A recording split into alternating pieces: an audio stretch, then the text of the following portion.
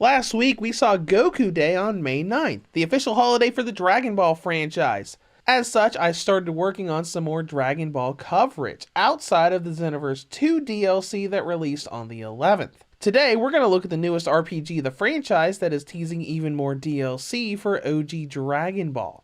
Let's dive into how the Steam Deck can run Dragon Ball Z Kakarot.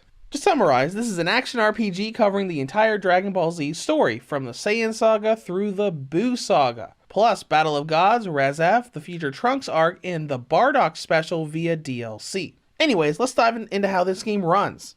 In short, it runs very well. Easy to get it up to 60, though not indefinitely unlocked. First, you're going to want to throw it onto Proton. Doesn't make a gigantic difference, but it'll help you get a few more frames. Now, before we dive into settings, one thing to note is that parts of this game are locked to 30 FPS, and no combination of graphical settings or crazy hardware will change that. Many cutscenes and animations for support abilities like Krillin's Solar Flare will be at 30 FPS all the time. So even if you have a constant 60, it'll drop for those sequences and go back up after.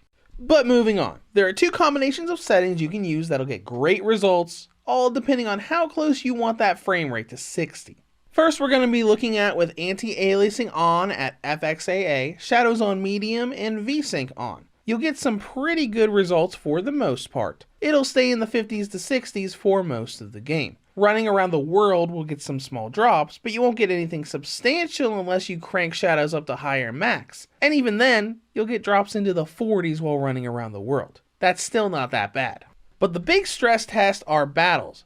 Specifically multi-character battles where you have a lot of models on screen at once. One-on-one battles are easy to keep at 60 FPS, but when you have 3, 4, or even more characters on screen, the drops begin to show up. With the settings we just talked about, multi-character battles will be at 60 with pretty frequent drops into the mid to high 50s. You can adjust settings to make those drops a little better, but you can't get rid of them completely. For reference, here is the same area with shadows off where the drops are better. Lowest I get around here is 56 to 57, and the drops happen less often. Then if we turn everything off, anti-aliasing and all, it lowers it a bit more, but you will still occasionally see those drops down to 56. Not that any of these drops are a big deal. Drops down to 55 FPS?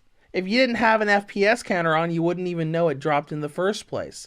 So we're still in a great place. My personal favorite setup is to just turn shadows off. Keep VSync and anti-aliasing on so those models are still nice and smooth around the edges, and if you dive into the 50s, you dive into the 50s. That's still way up higher than the impressive Nintendo Switch port can do, which is locked to 30 FPS. And that brings us to battery life, which has very little difference between brightness levels and isn't all that high. Kakarot will give you about an hour and 50 minutes on high brightness, and low brightness will only bring it up to 2 hours and 10 minutes. Not that long. And that's all I've got for you today. I hope you enjoyed Goku Day last week. I'll have a review for that new Xenoverse 2 DLC for Switch up very soon. And as always, thank you for watching, and have a great day.